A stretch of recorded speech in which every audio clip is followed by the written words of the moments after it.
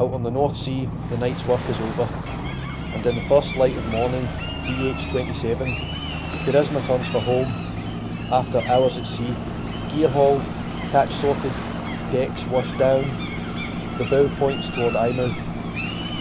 From above, she looks small, a working fishing boat, alone on a huge stretch of water, wake trailing behind her, engines pushing steadily west, towards shelter. She wasn't built for comfort, she was built to work. Steel hull, working gear, practical lines, a boat designed for one thing, earning a living from the sea. And out here, that's never guaranteed, because fishing is always a gamble. Fuel goes out whether the catch is there or not. Gear wears out, weather changes, markets rise and fall, and every trip begins with the same question. Will there be enough in the nets to make it pay? That's the reality for boats like Charisma, quiet from the air, but carrying the weight of a hard trade.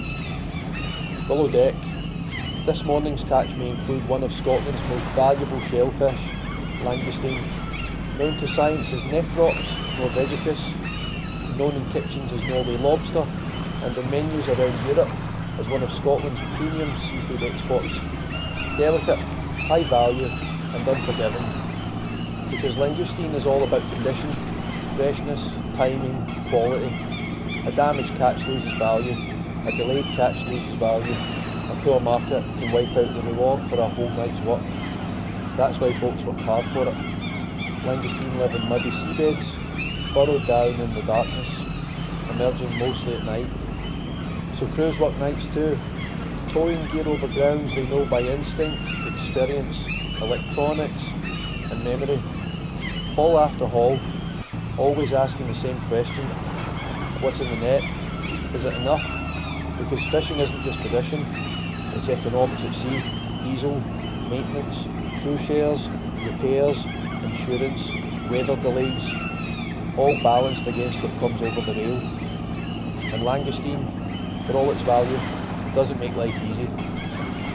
Scottish waters produce some of the best in Europe. That's why buyers want it, restaurants want it, export markets want it, but none of that matters until the boat gets home. And right now, Charisma is still at sea, still on that final run.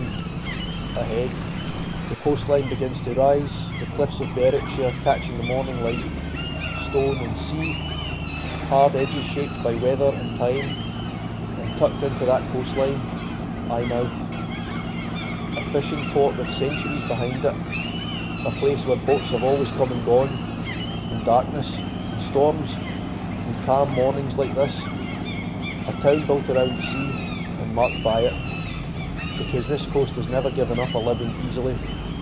Fishing here has always demanded something in return: skill, judgment, patience, endurance, and sometimes much more. That history is never far away, even on a calm morning. From the drone, it looks peaceful, the sea rolling gently, gulls drifting on the wind, a single fishing boat cutting a white line to her harbour. But cameras don't see that fishing really costs. They don't feel cold decks at 3 in the morning, they don't feel wet gloves, heavy gear, or the quiet pressure of knowing the numbers have to work. They don't show tired crews after a long night, or the uncertainty that comes with every trip. What did the sea give? Was it enough? Will the market hold? Will fuel swallow the margin? That's the unseen part of fishing, and it has always been there. Modern boats have GPS, radar, hydraulics, steel hulls, engines that older generations could only dream of. But the fundamentals haven't changed. You still leave in hope, you still work in weather, and you still come back with whatever the sea allows. Now, the harbour mouth is ahead, stone piers reaching into the water, the line between open sea and shelter.